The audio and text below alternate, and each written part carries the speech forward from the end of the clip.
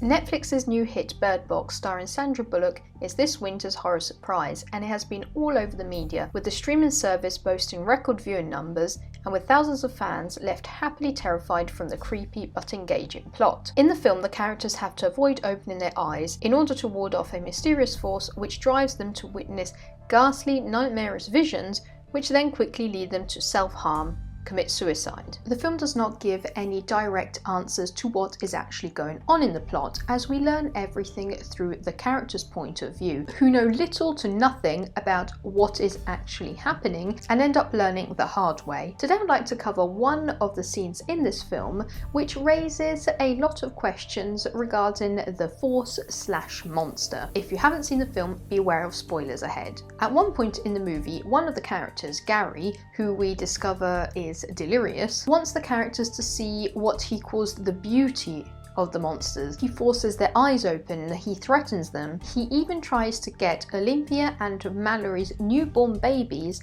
to look directly outside at the monster. Everybody's instinctive thought is that the babies must not see anything, so Mallory desperately fights back, covering their eyes until Gary is kept off. But what would happen if a newborn baby who is just a couple of hours old actually looked at the monster? Or even a slightly older baby? What would actually happen? From the little knowledge we are able to gather from the film, the force works on the victims' brains, forcing them to visually experience very traumatic events. The worst thing they could imagine, or at least something so incomprehensible and ghastly and so beyond rationality that the only extreme thing the victim can come up with is self-harm, is committing suicide. But a baby doesn't have any knowledge of what fear is. It doesn't even acknowledge its surroundings or its own self. And as a matter of fact, at birth, babies have barely the ability of sight. Even if they could see, it would probably be similar to the blurry visions the other characters have when they are covered with a light blanket. This probably means that if the babies were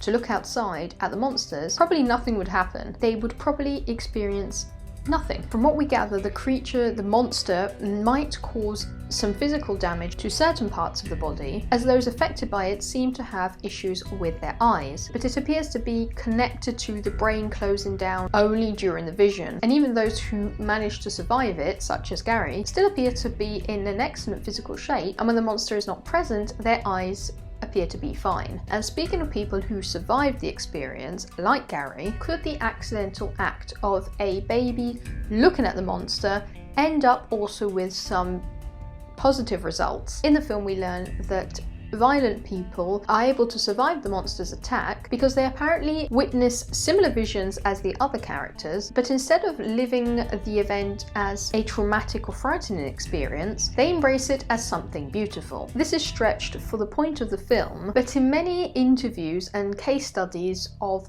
unthinkable crimes committed by murderers, rapists, serial killers, the perpetrators often claim that there was something right in what they were doing. They do not see the event as we see it. If you want to dig deeper into this topic, I would recommend watching the series Mindhunter, also available on Netflix. But getting back to Gary, the babies, and seeing the monsters, basically after seeing the monster for the first time and managing to overcome that first impact, you could survive in a somewhat traumatic way. So again, what if a baby were to see it? A baby with no idea, no preconception were to see the monster. Again, probably nothing would happen. They have no ideas. They have no idea of fear, of happiness, death. Whatever they would see, whatever they do see, makes no sense to them. Closest the monster could get to making them feel uncomfortable would be making them feel hungry or making a loud noise. And they would definitely have no knowledge or the strength or means to then commit suicide. So this question expands as we ask ourselves to what extent this could be pushed.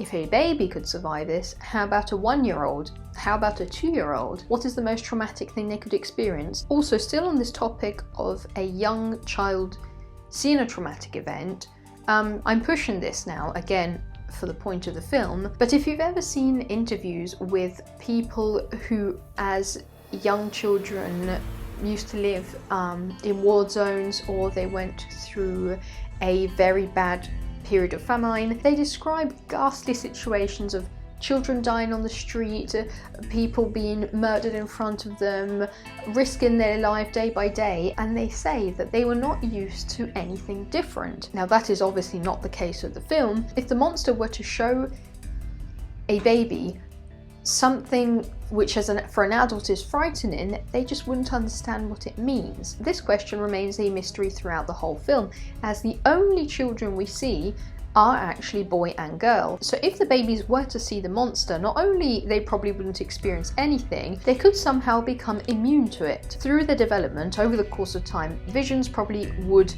begin to appear, but adults could train them to reduce the harm to a minimum, quickly closing their eyes, trying to stay blindfolded as much as possible, explaining that the visions are not real, even just catching up on time in order to find a solution, just reducing the chances of them seeing the monster to a bare minimum. Think of how hard it is to stop a baby from doing something. Now imagine that in a world in which this doing something could be fatal. Already boy and girl who know the dangers of the outside world, Mallory has been very strict on explaining this to them. They nearly remove their blindfolds, they don't listen to Mallory's orders. This is probably one of the reasons why we don't see children throughout the whole film, right until the end when we meet visually impaired children. Mallory didn't have time to think about all of this, obviously, when she was in that situation. Her instinctive thought, and everybody's instinctive thought, would have been to cover the child's eyes, but I think that over the course of the year she did have time to think about it, because attempting to survive became her only reality. I still think that if Mallory and Olympia's babies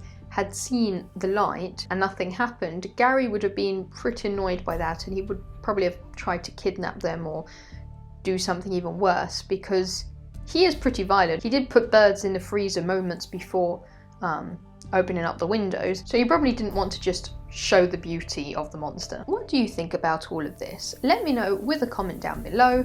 I hope you enjoyed this video. If you did, make sure to subscribe, and I'll see you soon. Bye.